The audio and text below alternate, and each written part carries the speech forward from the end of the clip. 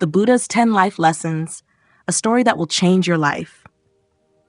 Have you ever looked at your life, the comfort, the routine, the little things we think make us safe, and wondered, is this all there is? Have you ever sat in a quiet room, or maybe during a long walk after a hard day, and felt a pull in your chest, like something sacred was missing? A long time ago, before statues were built, before chants echoed through temples, before millions bowed their heads in reverence to the Buddha, there was just a man. A man born into privilege, born into silk and sandalwood and sunshine, a man who had everything except the answer to one question. Why do we suffer? This story begins not with a holy chant, but with a cry, a baby's cry, echoing through the palace of the Shakya clan. The year was around 566 BC. In the lush land near the Himalayas, in what is now modern-day Nepal, Queen Maya gave birth to a child in the grove of Lumbini. That child was named Siddhartha Gautama. His name meant, he who achieves his aim. And from the beginning, there were signs, extraordinary signs. Legend says he took 7 steps right after his birth. He pointed to the sky and the earth and declared, I alone am the world-honored one. It sounds mythical, poetic, and maybe it is. But in the hearts of those who understand his path, these are not stories for entertainment. These are metaphors of awakening. He was born into abundance. His father, King Suddhodana, ruled the land of Kapilavastu. Siddhartha was raised in luxury, his every need met before he could even voice it. Silk robes, golden palaces, dancers and musicians, feasts and fragrances from faraway lands. His father, wanting to shield him from any form of sorrow, made a promise. My son shall never see suffering. The king built 3 palaces, one for each season. He surrounded the young prince with beauty, pleasure, and distraction. No old age, no sickness, no death, no pain. But no matter how tall the walls, how guarded the gates, you can't protect someone from the truth forever. And the truth always finds a way. The 4 sights. One day, Siddhartha left the palace. He was 29 years old. Can you imagine that? Living nearly 3 decades in blissful ignorance, and then, in just a few steps outside those golden gates, your entire understanding of life crumbles? The prince asked his charioteer Channa to take him through the city, and what he saw pierced him deeper than any blade could. First, he saw a man, wrinkled, bent over, barely able to walk. What is wrong with him? Siddhartha asked. He is old, my lord, Channa replied. It happens to everyone, if they live long enough. Next, he saw a man trembling with fever, his body racked with pain. What afflicts him so? Siddhartha questioned. He is sick, my lord, said Channa. This too is part of life, sickness. Further along, he saw a group of mourners carrying a lifeless body wrapped in white cloth. Is he sleeping? Siddhartha whispered. No, Channa said solemnly. He is dead. One day, we all die. Death. And finally, Siddhartha saw a man in saffron robes with shaved head and a calm, serene face, unlike any he had ever seen before. Who is that man? The prince asked. He is a renunciant, a seeker of truth, Channa answered. He has given up the world to search for peace. And something stirred within Siddhartha. Not fear, not despair, but a strange, powerful clarity. All the pleasures of the world cannot shield us from pain. This is what I must understand. This is what I must overcome. The great renunciation. That night, Siddhartha returned to his palace. He looked upon his sleeping wife, Yasodhara, and their newborn son, Rahula. He loved them. But he knew that love alone could not silence the burning question in his heart. What is the cause of this suffering? Is there a way beyond it? He stepped away from everything. From riches, from titles, from comfort, from certainty. He took nothing with him but his resolve and a silent prayer to find the truth. They call it the Great Renunciation. But to Siddhartha, it was not a sacrifice. It was the beginning of a journey he could no longer ignore. He wandered barefoot, clothed in rags, among the forests and rivers of India. He sat with sages. He studied under yogis. He practiced austerity so severe that his body withered, ribs poking through skin, breath shallow, life barely hanging on. He believed, like many did back then, that if you could destroy your body, you could liberate your soul. For 6 long years, he starved, fasted, held his breath for hours, stood on one leg in the blazing sun. But no matter how much he tortured himself, he was still plagued by the same inner torment. Desire, fear, suffering. Until one day, on the edge of death, he collapsed beside a river. A young village girl named Sujata saw him and, thinking he was a forest spirit, offered him milk and rice. Siddhartha accepted, and in that moment of simple nourishment, of letting go of his pride, he saw a glimpse of a deeper truth. Starving the body did not free the mind. Indulging the body had not either. There had to be another way. That's when the idea came to him. So simple, so powerful. Not indulgence, not self-mortification, the middle way. A path of balance, of wisdom, of mindful living, not chasing pleasure, not running from pain. This was not a philosophy crafted in books. It was born in the mud, in the hunger, in the ache of his own longing. And so Siddhartha sat. Beneath a Bodhi tree in Bodh Gaya, he made a vow. I will not rise until I have found the truth. The night was deep. Shadows of demons whispered doubts into his ears. Memories of palace life, of warm beds and music tried to tempt him. Images of his son, of his wife, pulling at his heart. But he sat, hour after hour, still, awake, present. Until at the breaking of dawn on the full moon of May, when the morning star rose in the sky, he saw. He saw the cycle of birth and rebirth. He saw karma, not as punishment, but as the chain of causes and effects. He saw suffering, not as cruelty from the universe, but as a result of ignorance, craving, and attachment. He saw liberation, not in heaven, not in wealth, but in awakening. In that moment, Siddhartha became the Buddha, the awakened one. A new kind of king. The prince who was once protected from suffering, the man who once tried to kill desire through pain. The seeker who wandered alone in despair had become the teacher of the world. He could have disappeared into bliss, into nirvana, but he didn't. He stood up and he walked. And for the next 45 years, he wandered from village to village, town to town, forest to city, barefoot, teaching everyone, princes and paupers, criminals and kings, men and women, young and old, that freedom was possible. That truth could be found, that suffering had a cause, and it could end. This is just the beginning of the story, but even now perhaps you feel a pull in your own heart, a whisper inside that says, this is the story I needed to hear. Because the Buddha's journey wasn't meant to impress us, it was meant to awaken us. He wasn't a god, he was like you, like me, a human being searching for peace in a world full of pain. And if he could find it, so can we. Let's go back to the moment under that ancient Bodhi tree. The wind rustled gently through the leaves. The sun was rising behind the horizon, casting a soft golden hue upon the land. Birds began to chirp again, as if sensing that something profound had just unfolded, something the world would never forget. The man who had been called Siddhartha Gautama, the seeker, the prince, was now awake. Awakened not from sleep, but from the dream of illusion, from ignorance. From the endless cycles of trying, craving, wanting, clinging, always reaching, never arriving. And in that moment of complete stillness, with his eyes open to the truth, he saw the root of suffering. And just as importantly, he saw the path out of it. That truth, so simple, so powerful, would become the cornerstone of all his teachings. Not a religion, not a commandment, but a path, a way to walk, a way to live. It began with 4 realizations. The first noble truth. There is suffering. He called it dukkha, a word that goes deeper than just pain. It's discomfort, discontent, unease, that feeling that no matter what we do, something always feels off. You know what I mean, don't you? Even when life is good, when we get what we want, when the job is stable, the bills are paid, the family's together, there's still this subtle itch underneath, like something isn't quite right. That's dukkha. And sometimes it's not subtle at all. Sometimes it's loud and sharp, the heartbreak that splits your chest open, the diagnosis that shakes your world, the silence after losing someone you love, the helplessness of watching someone suffer and being unable to stop it. The Buddha didn't come to sugarcoat life. He looked it in the face and said, this is what we must understand, that life is marked by suffering, not because life is cruel, but because we expect it to be something it's not. And this suffering is not punishment, it's not a curse, it's simply a truth, one we must embrace before we can heal. The second noble truth, the cause of suffering is desire. Why do we suffer? That was the question the Buddha had asked from the moment he saw that first old man, and the answer came to him clearly under the Bodhi tree. The root of suffering is desire, not desire as in dreams or purpose, but craving, the deep, clinging need for things to be other than they are.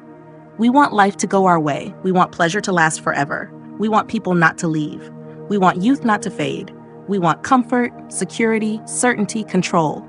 We chase the promotion. We chase the relationship. We chase the admiration, the money, the status. And when we don't get them, we suffer. And even when we do, we suffer again because we fear losing them, because nothing lasts. Do you feel it too? That constant reaching? That tightness in the chest when something slips through your fingers? It's not wrong to want. The Buddha never said that.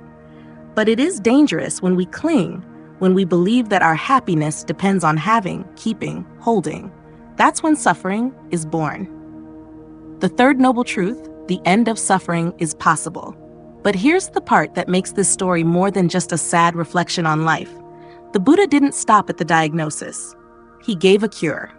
If craving is the cause of suffering, then letting go is the way to freedom. Imagine that. A life without suffering. Not a life without sadness or pain, but a life where those things don't own you. Where you can meet them with grace. Where your peace isn't shaken by every storm. This is what he called nirvana. Not heaven, not a place in the clouds, but a state of being. The extinguishing of the fire of craving. The cooling of the restless heart. The quiet joy of simply being. It is not something only saints can reach. It is not reserved for the perfect or the holy. It is for you right now, if you choose to walk the path. The fourth noble truth, the path that leads to the end of suffering. And that path, it's not a mystery. It's not hidden behind rituals or guarded by priests. It is the noble eightfold path, 8 practices, 8 ways of living that form a complete guide to awakening. Let me tell you what they are, briefly, because we'll go deeper into them in later parts. 1. Right view, seeing the world as it truly is, not as we wish it to be.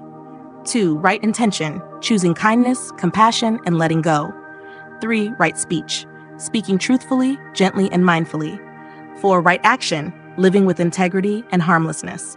5. Right livelihood, earning a living in a way that doesn't harm others.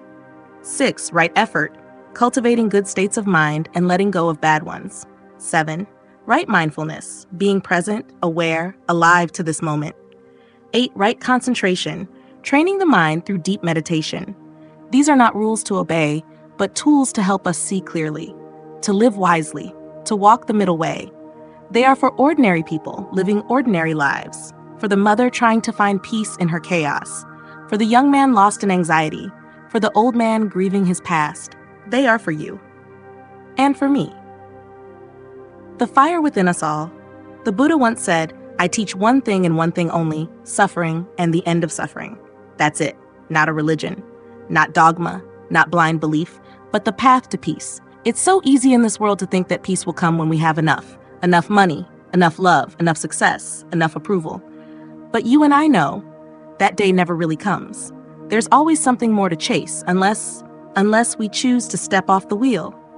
Unless we dare to look inside and ask, what am I clinging to? What if I let go? A story of letting go. Let me tell you a story. There was once a woman who came to the Buddha carrying her dead child in her arms. Her face was pale, her eyes wide with desperation. She had gone from house to house, pleading with people to bring her son back to life. They told her to go see the Buddha. When she reached him, she cried, "Master, please, you have the power. Please bring him back. I will do anything." The Buddha looked at her gently and said, "Yes, I will help you, but first, bring me a mustard seed from a house where no one has ever died." Relief washed over her face. She ran from house to house, but at each door, the answer was the same. "Yes, you may take a seed, but death has touched this home." Father, mother, brother, sister, husband, wife, house after house, story after story. By nightfall, she returned to the Buddha. Her arms were empty. She had not found the seed, but she had found something else. She had found acceptance. She buried her child and she began to walk the path. An invitation. My friend, the Buddha didn't offer us escape from reality. He offered us awakening to reality, not just to suffering, but to the end of it. Not just to pain, but to peace. He saw clearly that everything we cling to will one day fade. But he also saw that we don't need to cling at all, that we can love without attachment, live without fear, act without craving, and that in doing so, we can be free. Do you ever feel like your life swings like a pendulum? One day you're high on success, energy, hope, and the next you're exhausted, burned out, doubting everything. One week you're fully immersed in your passions, eating clean, meditating, feeling good, and the next you're binging on distractions, glued to your phone, wondering where all your time went. You're not alone.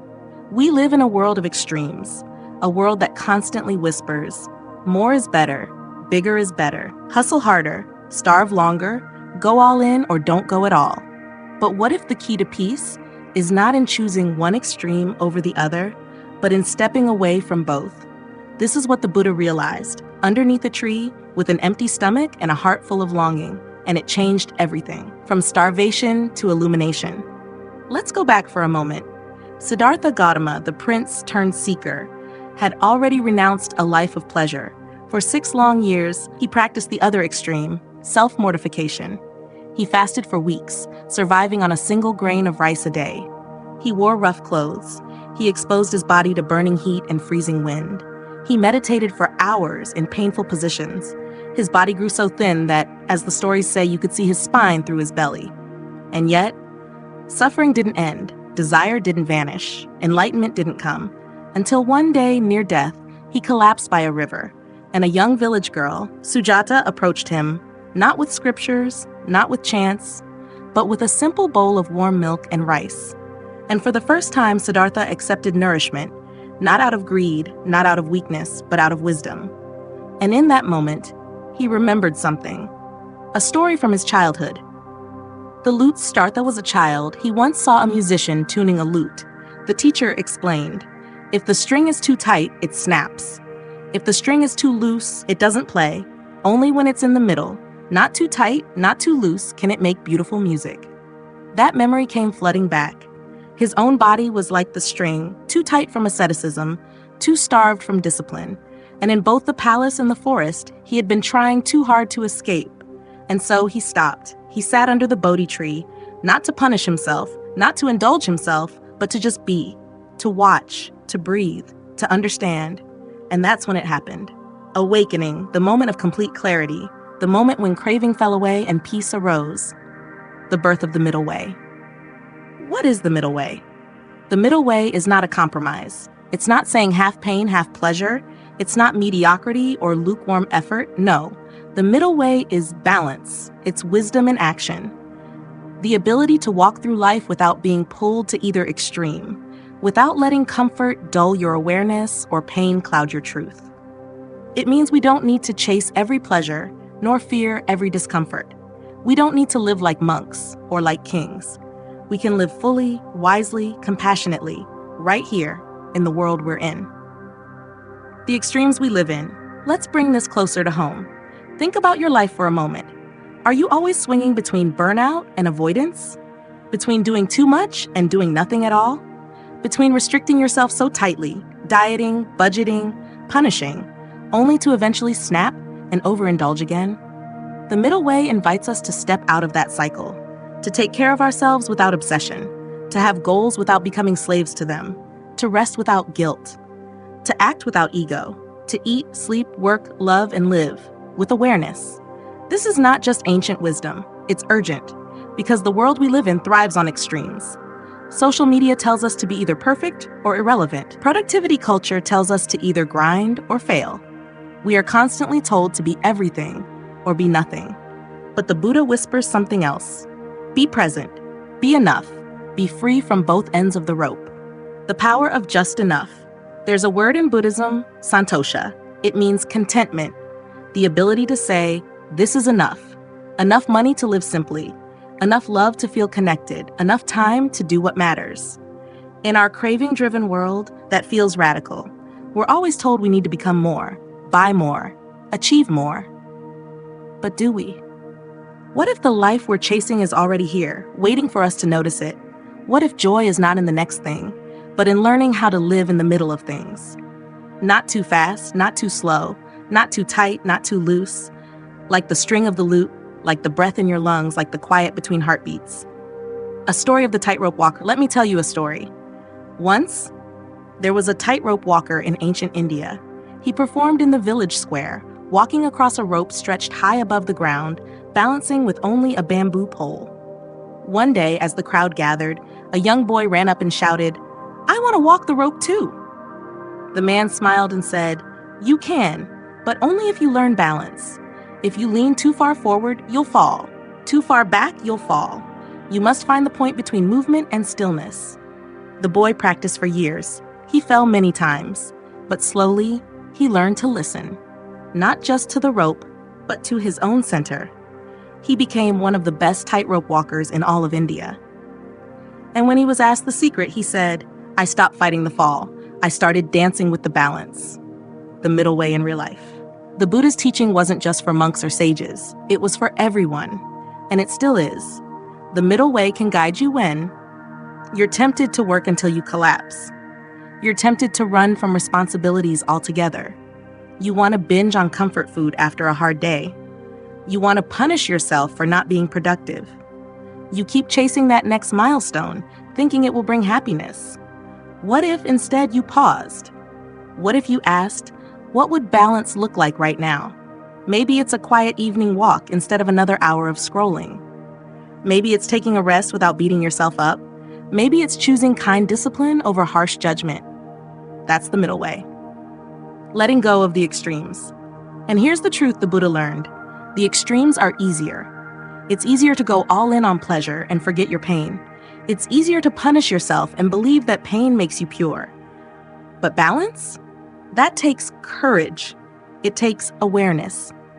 It takes constant return over and over to your center. You won't get it right every day, but you don't need to. The path isn't about being perfect. It's about coming back to stillness, to clarity, to kindness. You can walk it too. If Siddhartha, once a prince, once a starved ascetic, once lost in extremes, could find the path, so can you.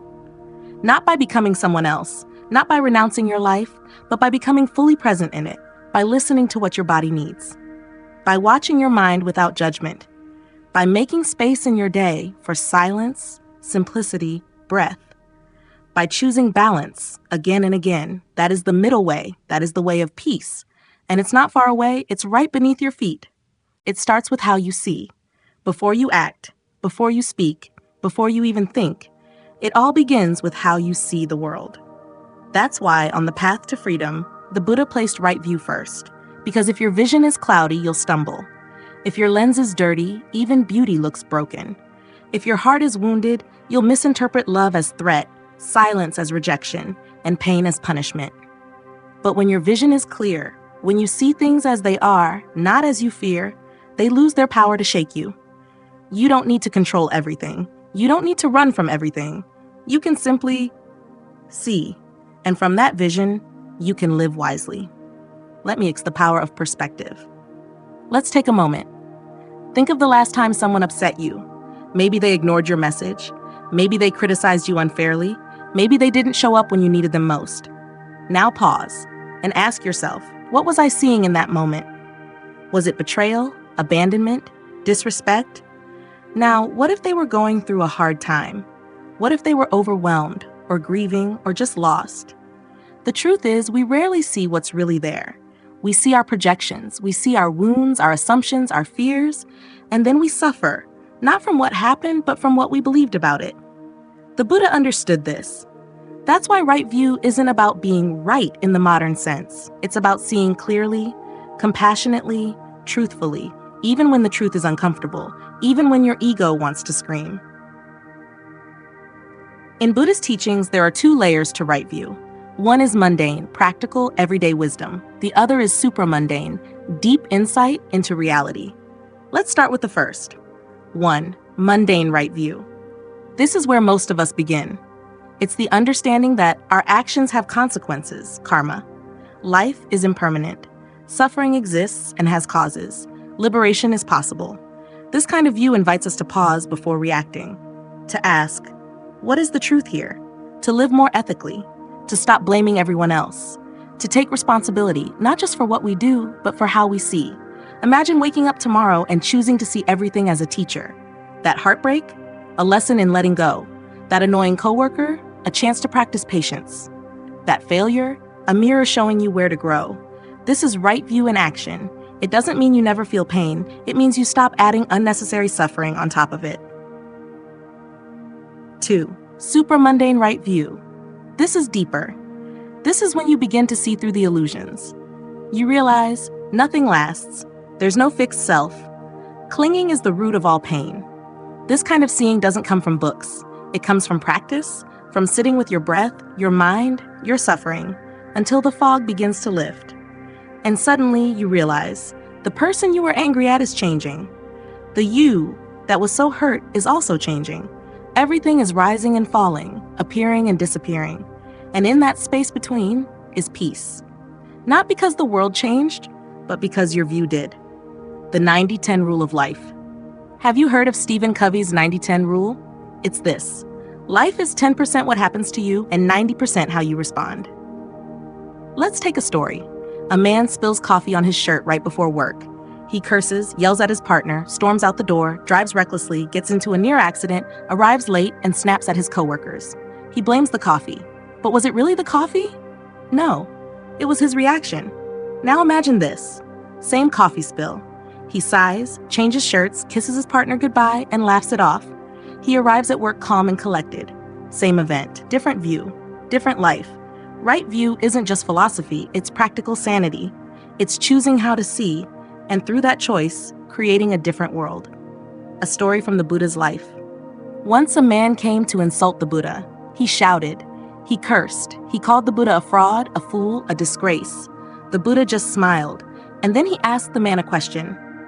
If someone offers you a gift but you do not accept it, to whom does the gift belong? The man was confused. It still belongs to the one who offered it, he said. Exactly, the Buddha replied, and I do not accept your anger. That's right view. Seeing beyond the surface, not letting someone else's ignorance become your suffering, not reacting blindly but responding wisely. That is power. So how do we develop right view? It starts with humility, admitting that we don't see clearly, that we are biased by pain, memory, ego, fear, and then it continues with practice. Meditation to watch the mind, mindfulness to see the present, study to understand the teachings, compassion to soften our judgments. It's not about being perfect, it's about being willing to see differently. To ask, what else could be true here? To ask, what is this moment trying to show me? And slowly, your world changes. Because your view does. You can always begin again. Here's the most beautiful part. You can start today, right now. You don't need to change your whole life. You don't need to become someone else. You just need to begin seeing more clearly. The next time you feel anger rise, pause. The next time fear grips you, breathe. The next time judgment comes, ask, do I know the full story? And if you don't, wait, listen. That's right view. It's the beginning of freedom. Because when you see things as they are, not as your wounds painted them, you stop needing the world to change for you to be at peace. Seeing with the eyes of the heart, final thought. Right view isn't just about the mind, it's about the heart. To see clearly is also to see kindly, with gentleness, with patience, with forgiveness. The Buddha saw the world with immense compassion, not because the world was easy, but because he had cleared his heart of bitterness. You can do that too. One breath at a time, one shift in perspective at a time, one choice to see love, not fear. That's how we find our way home. Not through more answers, but through clearer vision and a heart wide enough to hold it all. We've all asked ourselves at one point or another, why is this happening to me? Why did I lose my job? Why did they leave me? Why does it always feel like I take one step forward and life pushes me 2 steps back? And sometimes in the middle of that storm, we wonder, is the universe punishing me? Did I do something wrong? Am I just unlucky? But the Buddha had a different answer. Not one meant to blame or shame you, but to empower you. He said, it is volition, monks, that I call karma. For having willed, one acts by body, speech, and mind. Let's sit with that for a moment. Karma isn't fate. Karma isn't punishment. Karma isn't a system of reward. Karma is intention. Karma is the quiet seed inside every choice. Karma is what we build, not just through what we do, but through why we do it. And once you understand that, life doesn't feel so random anymore. The misunderstood word. Most people hear the word karma and immediately think, what goes around comes around. And while that's not completely wrong, it's also not complete. Because in Buddhism, karma is not just the action. It's the will behind the action. Imagine two people giving money to charity. One gives to feel superior, the other gives out of compassion. Same action, different karma. Because karma doesn't begin with the hand, it begins in the heart. Karma is a mirror. Karma is like a mirror that reflects not only what we do, but who we're becoming through what we do. If you lie often, you may find yourself surrounded by people you can't trust, because your own world is shaped by mistrust. If you act out of anger, your life might feel full of tension, because your energy is pulling that in. If you hurt others to feel powerful, you might one day feel utterly alone, because fear, not love, built your relationships. But if you begin to act with kindness, small acts, honest words, pure intentions, you start to notice the world softening. You start to feel lighter. Not because you're avoiding hardship, but because you're no longer making it worse. That's the quiet beauty of karma. It's not there to scare you, it's there to teach you. A story of two seeds. Let me tell you a story. There was once a man who went to the Buddha and asked, "Why do good people suffer while some bad people seem to thrive?" The Buddha smiled gently, then said, "Imagine two seeds. One is planted in fertile soil and watered daily. The other is thrown on a rock and left dry. Which will grow?" "The first," said the man. "Exactly," the Buddha replied. "But here's the truth. You don't know when the seeds were planted or what storms passed through." Karma doesn't always show its fruit immediately. Some actions take time, months, years, lifetimes, to ripen, but every seed you plant matters. Every word you speak, every thought you feed, every motive you nurture, it all becomes part of the soil of your future. You may not see the blossom today, but it's growing. The weight of intention. There's something freeing about this, because it means you can start over, right now, this very moment. Your past doesn't have to define your future. What matters is how you choose to act from this moment forward. And that choice begins with your intentions. Ask yourself, why do I say what I say? Why do I want what I want? Am I acting from fear or love? From resentment or wisdom? Because whatever your intentions are, they are shaping you. Your body acts out what your heart believes. Your mouth speaks what your mind feeds it. And your life reflects what your spirit is made of. So make it beautiful. Changing your karma. It's never too late to shift your karma. Not by trying to fix the whole world, but by becoming aware of your will. Try this. When you wake up in the morning, before doing anything, sit quietly and ask, what kind of person do I want to be today? Not what do I want to achieve, but how do I want to show up? Do you want to be kind even when people are rude? Do you want to speak truthfully even when lies would be easier? Do you want to forgive, even when it hurts? That's karma practice, moment by moment, breath by breath, being the person who plants good seeds, even when the harvest seems far away. The shadow side. And yes, sometimes we fall, we gossip, we act out of jealousy, we hurt someone we love. That's human. But karma doesn't mean you're doomed because of a bad day or a broken moment. It means you can look at what happened and choose differently next time. You can heal what you hurt. You can forgive what you held on to. You can clean up the soil where weeds have grown. Your past may echo, but your present voice can sing a new song. A little every day. The Buddha once said, "Drop by drop is the water pot filled." The same goes for your karma. You don't need to become a saint overnight. Just start dropping. One kind word, one honest moment, one act of patience, one choice to stay calm instead of explode. One prayer of gratitude when you feel bitter. These drops matter. They form a life. They form you. The karma you leave behind. There's another layer to this. Karma isn't just what happens to you, it's also what you pass on. Every time you speak kindly to your child, they carry that into the world. Every time you forgive your partner, they learn to forgive themselves. Every time you stand in truth, someone else finds the courage to stand with you. You may never see the full ripple of your actions, but somewhere in some heart, your intention is planting a seed. Final thought, the echo of who you are. So if life feels heavy, if it feels unfair, if you're wondering when your goodness will come back to you, trust that it will. But more importantly, let the goodness become who you are. Not because you'll be rewarded, but because it's who you want to be. Live with compassion, not to earn blessings, but to be a blessing. Speak with truth, not to gain trust, but to build character. Act with kindness, not to avoid pain, but to be a light in it, because that's the kind of karma that never fades, and it's available to you, right now. Ardently do today what must be done. Who knows? Tomorrow, death may come. The Buddha. Let me ask you a question, one that might sound uncomfortable, even harsh. If you knew this was your last day alive, what would you do? Would you call someone you've been avoiding? Would you look at the sky a little longer? Would you stop chasing things that don't matter, just to be still for a moment? The Buddha didn't ask us to dwell on death to scare us. He asked us to remember impermanence, because remembering death teaches us how to truly live. Not someday, not when things are perfect. Now, the illusion of tomorrow. We live our lives in some days. Someday I'll apologize. Someday I'll take better care of myself. Someday I'll spend time with my family. Someday I'll pursue what really matters to me. But what if someday never comes?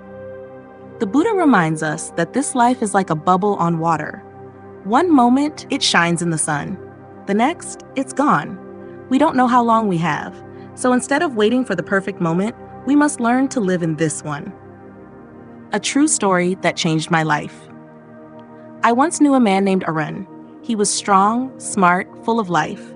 Just 37 years old, with a beautiful family and a promising future. One afternoon, he was driving home from work.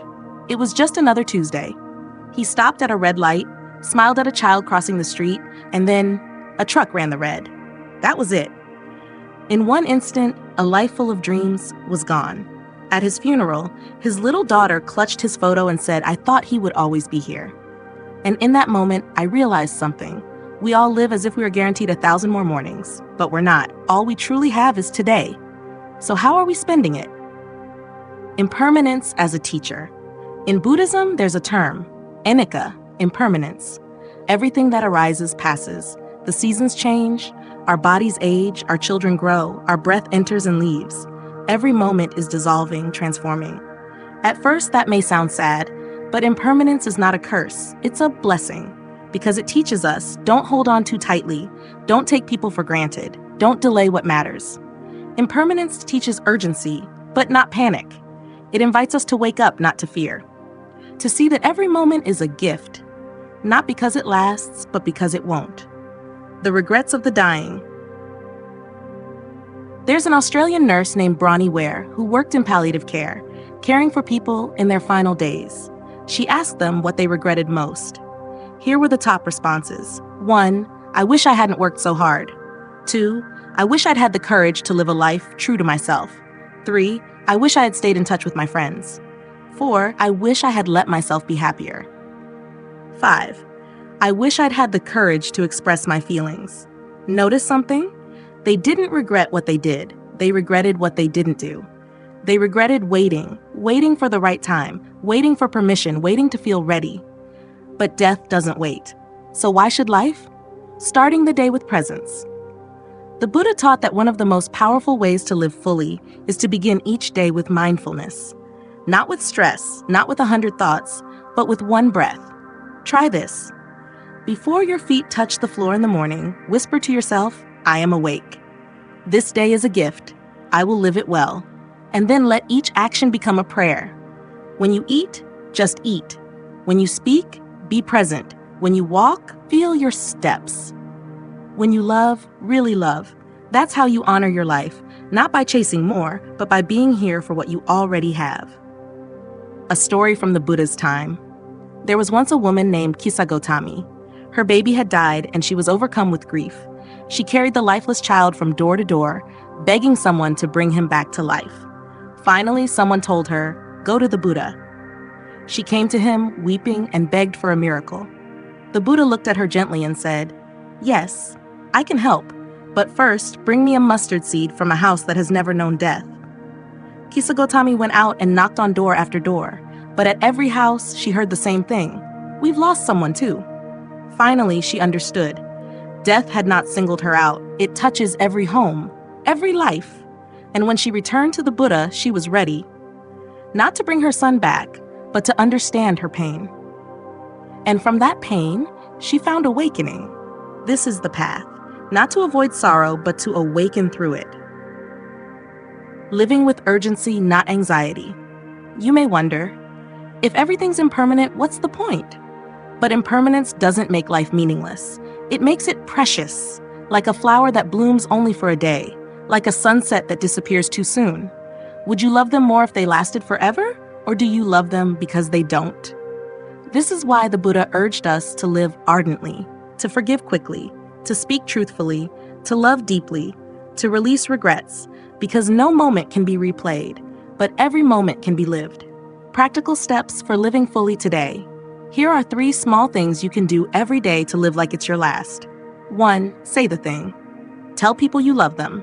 Apologize if you hurt someone. Express gratitude. Don't leave words unsaid. 2. Be with what's here. When you're eating, savor it. When you're walking, feel the earth. When you're with someone, look into their eyes. This moment will never come again. 3. Let go. Let go of grudges, perfectionism, the need to be right. Let go of someday. Choose peace now. Imagine this. Imagine going to bed tonight, and instead of feeling anxious or empty, you felt complete. Not because everything went perfectly, but because you were present for your life. You showed up fully. You chose love when it was hard. You forgave someone who didn't ask. You smiled at a stranger. You laughed with your child. You said thank you to the day. That's what it means to live every day like it's your last. Not with fear, but with fullness. The Buddha's final words were simple. All conditioned things are impermanent. Strive on with diligence. He didn't say be afraid. He said stay awake. Don't sleepwalk through your one precious life. Wake up, notice, appreciate. Let every moment teach you. Let every breath be a blessing, because it is, and so are you. Drop by drop is the water pot filled. Likewise, the wise man, gathering it little by little, fills himself with good, the Buddha. We live in a world obsessed with instant results. Lose 10 pounds in 10 days, make 6 figures in 6 weeks, fall in love, find your purpose, change your life, all by next Monday. But the Buddha reminds us of something radically different, something quieter, something deeper. That transformation doesn't come in waves of drama, but in drops of discipline. That greatness is not a lightning strike. It is a candle flame, fed every day with small acts of effort, repeated over time, guided by wisdom. The illusion of the overnight success. You might look at someone who seems to have it all, the calm presence, the strong body, the deep spiritual life, and you think, lucky, they were born that way. I could never be like that. But behind every peaceful smile is a silent history of struggle. Behind every calm response is 1,000 moments of choosing not to yell. Behind every strong body is 1,000 early mornings where they wanted to give up, but didn't. We often envy the fruit, but forget the roots. We want the outcome, but not the practice. We want the reward, but skip the repetition. But the truth is, you don't have to leap into greatness. You only have to begin, the power of the first step. Let me tell you about Ananda. He was the Buddha's cousin and his devoted attendant for 25 years. Every day, he watched the Buddha teach, walk, meditate. He served him food, cleaned his robes, and stayed close in silence. But for years, Ananda remained unenlightened. While others attained wisdom and deep realization, Ananda still wrestled with doubts. People whispered, if he's with the Buddha every day and still hasn't awakened, what hope is there for us? But the Buddha didn't criticize him. He knew. Some flowers bloom early, some bloom in the last light. And then, one night, just before the first Buddhist council, Ananda sat down. He took a deep breath, he watched his thoughts, he surrendered. And in the stillness between one breath and the next, he awakened. Not because of one grand moment, but because of years of tiny steps. So if you think you're too slow, too behind, too lost, remember Ananda, you're not late, you're just gathering your drops. The science of habit. Modern research backs this up. A 2009 study published in the European Journal of Social Psychology found that it takes 18 to 254 days to form a new habit, depending on the complexity of the behavior and the consistency of the effort. In other words, if you meditate once, you won't feel a shift. If you journal once, you won't change your life. If you say, I love you once, your relationship won't transform. But if you do it every day, drop by drop, you shape something lasting. That's how mountains are moved. That's how rivers carve through stone. That's how lives are changed. So what's your drop? What's the one thing you can do today that your future self will thank you for? Not 10 things, just one. One mindful breath before replying in anger. One glass of water instead of soda. One stretch in the morning instead of snoozing your alarm. One honest sentence in your journal before bed. You don't need to be perfect. You need to be present and consistent. What the Buddha really meant. When the Buddha said, "Drop by drop is the water pot filled," he wasn't just talking about external habits. He was talking about who you are becoming. Every time you choose patience over irritation, you fill your pot. Every time you show up for your practice, tired, distracted, you fill your pot. Every time you forgive yourself for failing and try again, you fill your pot. That pot isn't a scoreboard. It's your character. It's your capacity for joy, truth, and freedom. And every drop counts. Dear friend, the story of the stonecutter. There's an old Zen story. A stonecutter worked day after day in the hot sun, carving out stone for buildings. One day, he wished to be powerful. Suddenly, he became a wealthy merchant. But then he saw a prince who was more powerful. He wished to be the prince, and so he became the prince. Until he saw the sun, more powerful than any man. So he wished to be the sun. But then clouds covered him, so he wished to be the clouds. But then the wind pushed him, so he became the wind. Then he hit a mountain, immovable, solid. So he wished to be the mountain. But then a stonecutter came with a chisel, and he realized the one who changes the mountain changes the world. Not through glory, but through small, steady work. When you want to quit, let's be honest. Some days you will feel like giving up. You will wonder, what's the point? I don't see results. I'm still anxious. I'm still angry. I'm still tired. But don't measure your life in giant leaps. Measure it in moments. Did you respond with kindness when it was hard? Did you show up for your meditation, even for 5 minutes? Did you forgive yourself instead of spiraling into shame? Those are the moments that matter. Those are the drops, and they're enough. The hidden progress. Progress isn't always visible. Sometimes you're building strength inside, patience, resilience, clarity. Sometimes you're planting seeds whose flowers you won't see for years. But trust this, every small act of love, truth, mindfulness, effort, it goes somewhere. It changes your brain, it softens your heart, it shapes your future. So keep going, even when it's boring, even when it's thankless, even when no one is clapping, because you're not just practicing a habit, you're practicing who you are becoming. Final thought, fill your pot. Maybe right now your pot feels empty. Maybe you've spilled more than you've poured. That's okay. The journey isn't over. The next drop can still be good, and the next, and the next. This is the wisdom of the Buddha. You don't need to be extraordinary. You only need to be intentional.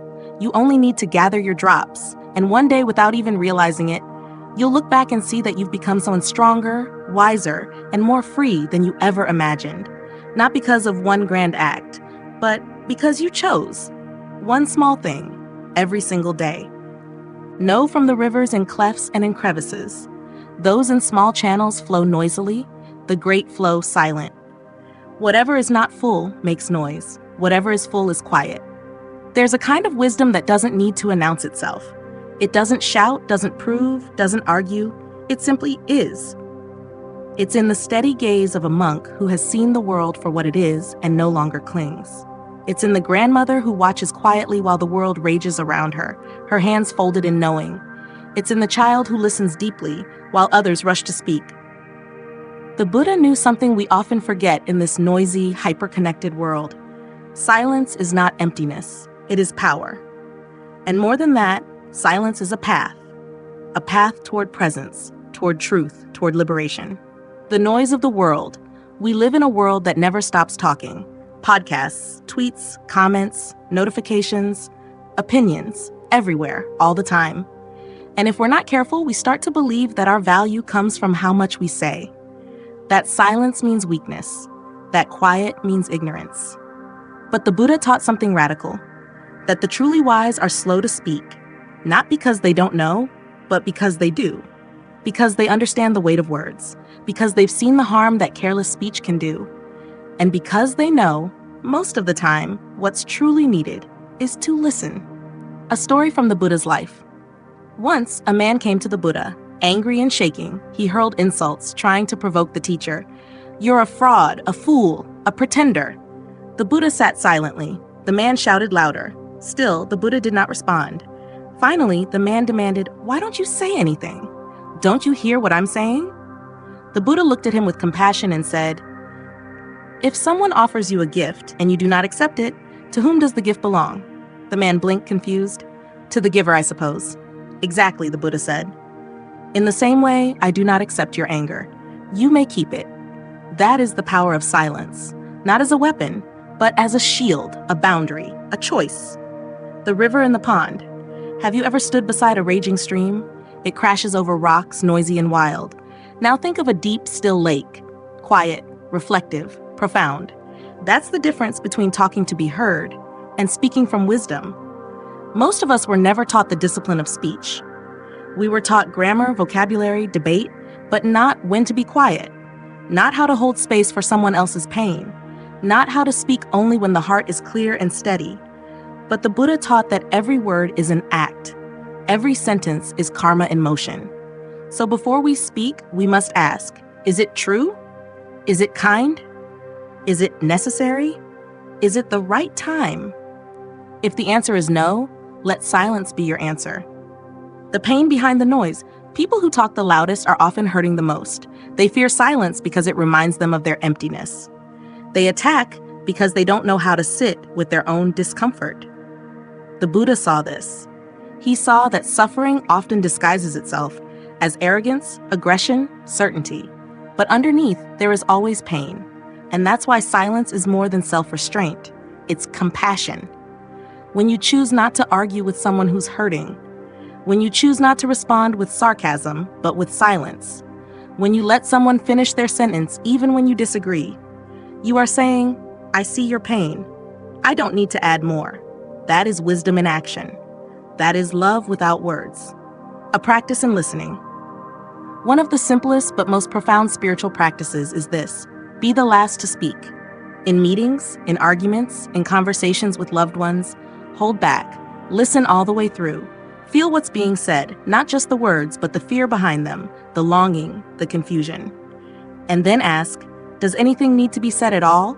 Or can your presence be enough? Silence is not the absence of something. It is the presence of attention. The traps of talking. There are 4 types of speech the Buddha warned us to avoid. 1. False speech, lying, even small ones, corrupt the heart.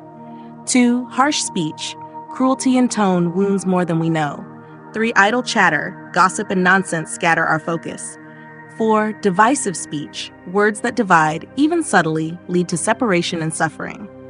If we want to walk the path of peace, we must purify not only our actions, but also our tongue. Because a single careless sentence can ruin a friendship. A single cruel word can echo for decades. And yet, a single kind word can heal a heart. So speak as if your words were sacred. Because they are. The wisdom paradox.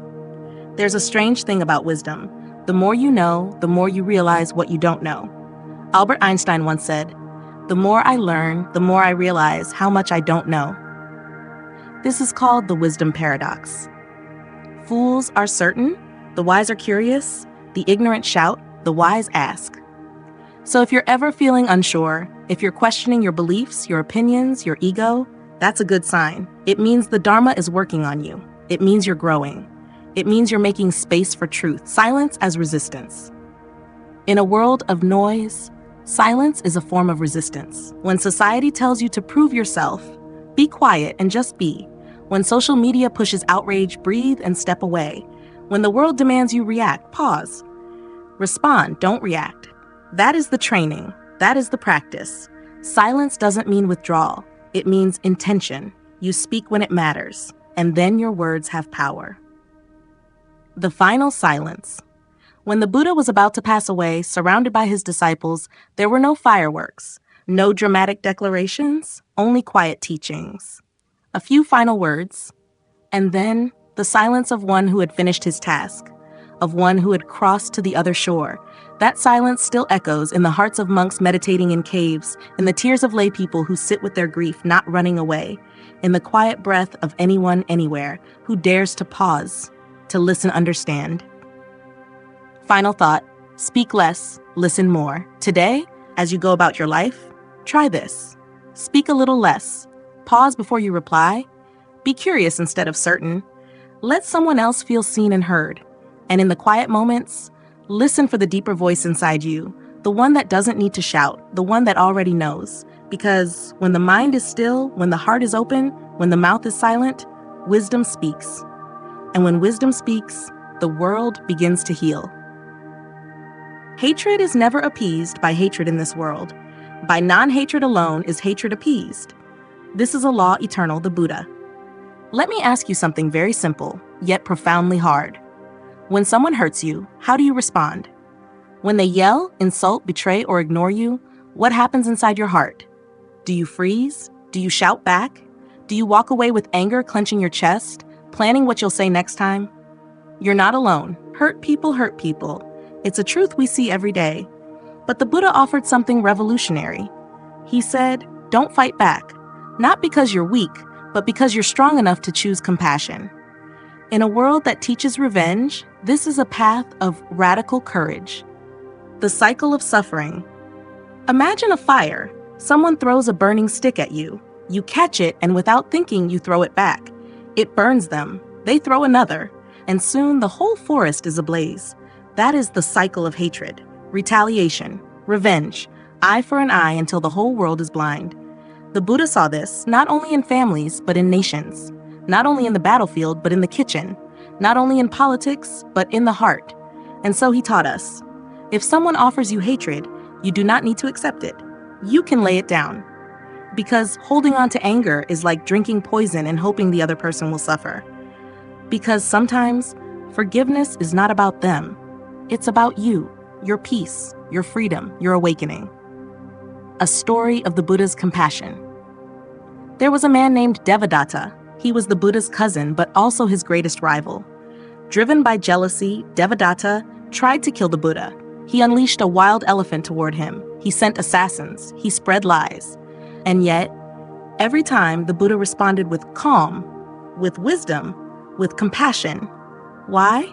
Because he saw the suffering underneath Devadatta's hatred. He didn't see a villain. He saw a man consumed by his own pain. So the Buddha didn't retaliate. He didn't curse him. He simply remained free. And that's what compassion does. It frees us even when others are still in chains. The hidden pain behind anger. Let's take a step back. Why do people lash out? Why do they hurt others? Often it's because they themselves are hurting. The boss who criticizes you relentlessly, he's drowning in insecurity. The parent who shames you, they were never allowed to feel enough. The stranger who trolls you online, they're looking for someone to blame for their loneliness. This doesn't excuse the behavior, but it helps us understand it. And understanding is the doorway to compassion, not pity, not passivity, but a strength that refuses to let someone else's poison live in your bloodstream. Real-life stories often in conflict. Let me tell you a true story. During the apartheid era in South Africa, a black man was beaten and tortured by police. Years later, as part of the Truth and Reconciliation Commission, he faced one of his torturers in court. The judge asked, "What do you want from this man?" The man replied, with tears in his eyes, "I want him to come to my home, so I can show him that I have a family, that I am not the monster he imagined, and then I want to forgive him." Everyone wept. That is compassion in conflict, not weakness, but heroism. Another story, Mahatma Gandhi was struck by a man during a peaceful protest. Gandhi didn't strike back. Instead, he looked into the man's eyes and said gently, "I'm sorry if I have offended you." The man broke down and wept. Hatred melts in the face of deep presence. And compassion, given at the height of pain, is the most powerful force in the world. But what if they don't deserve it? Let's be real. You may say, "But they don't deserve my compassion." And you're right, they probably don't, but you deserve peace. You deserve to not carry that burden anymore. Forgiveness isn't saying what they did was okay. It's saying, I will no longer let this wound define my story. Compassion is not for them. It's for you. It's your path back to yourself. What the Buddha really meant. When the Buddha said, hatred is never appeased by hatred, he wasn't giving us a moral rule. He was describing a law of nature, like gravity. If you throw hatred into the world, it comes back. If you drop compassion into the world, it ripples. What you send out returns. Maybe not today, but eventually. And when you choose compassion in the heat of conflict, something shifts. Not always outside you, but always within. You step off the battlefield, you become the peace the world needs. How to practice compassion in conflict. Let's make this practical. Here are 5 ways to choose compassion when you're hurt. 1. Pause and breathe. Create space between the trigger and your response. Even one deep breath can save a relationship. 2. Acknowledge your pain. Compassion doesn't mean denying hurt. Name it, feel it, then choose how you respond. 3. See their suffering. Ask yourself, what pain might they be carrying to act this way? 4. Respond with boundaries, not aggression. You can say, this is not okay, without becoming cruel. 5. Forgive, but don't forget. Compassion doesn't mean staying in toxic situations. It means walking away without hate in your heart. The quiet power of the noble ones. There's a word in Buddhism. It means forbearance. The patience to endure. The strength to remain soft in the face of cruelty. The Buddha called it one of the highest virtues, because anyone can fight back, anyone can hurt, but to feel hurt and not hurt back, that is the mark of the noble. Final thought, break the chain. Imagine a world where every insult stopped with you, where every act of hatred hit a wall of compassion and could go no further. You have that power. You don't need to fix everyone. You don't need to change them. You just need to be the one who stops the fire, who lays down the sword, who chooses love when it's hardest. That's the beginning of a new world. And it starts not with them. It starts with you. Admirable friendship, admirable companionship, admirable camaraderie. This is actually the whole of the holy life, the Buddha. You can walk through the darkest forest, you can climb the highest mountain, you can even sit beneath a Bodhi tree and search for enlightenment. But if you're walking with the wrong people, you may never find your way. The Buddha knew this. He saw that spiritual growth wasn't just about what you do, but about who you walk beside. Because on this long road of life, filled with joy and sorrow, trials and triumphs, the people around you shape the path beneath your feet. And so he taught, choose your companions wisely, for they will either lift you or lead you astray. A question for you. Who do you call when your heart is heavy? Who do you trust when you're unsure of your next step? Who speaks truth to you when you're lost in illusion? These are your true friends. Not the ones who are just there for the party, not the ones who nod, smile, and disappear when things get hard, but the ones who see your soul and still stay. The ones who hold your hand when it's trembling. The ones who sit in silence with you when no words are enough. These are the companions of the path. The Kalyana Mitta, the spiritual friends. And without them, the Buddha said, the journey is nearly impossible. A story from the sutras. One day, the Buddha's disciple Ananda approached him and said, Lord, I have realized that admirable friendship is half of the holy life. The Buddha turned to him, smiled, and replied, No, Ananda, do not say that. Admirable friendship is the whole of the holy life. Why? Because without good friends, we forget. We forget who we are. We forget what we're capable of. We forget that we are not alone. Even the Buddha had companions. Even he walked with others. So why do we think we can walk alone? The illusion of popularity. Let's speak honestly. Today we confuse followers with friends. We chase likes, retweets, attention, as if they were proof that we are loved. But what happens when the lights go out? When the screen turns dark? When we face loss, fear, heartbreak? Most of the crowd disappears, and we are left with a handful of people, sometimes just one. In those moments, we learn the truth. It's not how many people surround you that matters. It's who stays when things fall apart. And in that sacred circle, no matter how small, our healing begins. The dangers of wrong companionship. The Buddha warned of papamitta, bad friends. Not necessarily evil people, but those whose habits darken our mind. Friends who encourage gossip, normalize greed, dismiss your values, laugh at your boundaries, reward escapism over truth. They may seem fun at first, but over time their influence wears you down. Like drops of dirty water on clean cloth, their presence begins to stain your soul. The Buddha was clear: avoid fools, even if they seem kind, for in their presence wisdom dies slowly. That's not judgment, that's self-compassion. Protect your path, guard your peace, walk away when needed. Finding the right companions. So what does a true friend look like? The Buddha described 4 qualities of a good friend. 1. Loyal in adversity. They don't disappear when life gets hard. 2. Honest in counsel. They tell you the truth even when it's uncomfortable. 3. Guiding toward the good. They help you grow, not stagnate. 4. Loving without condition. They see your flaws and love you anyway. Do you have even one person like this? Then you are blessed beyond measure. If not, don't despair. Sometimes we must become the friend we're looking for, and in becoming, we attract those who are walking the same path. Building a spiritual community. The Buddha's followers were not just monks, they were a sangha, a community. They ate together, meditated together, grieved together, celebrated together. And in that shared life, they grew.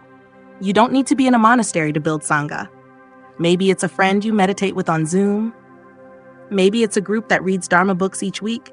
Maybe it's just you and your partner, choosing to be present, to heal, to love with awareness.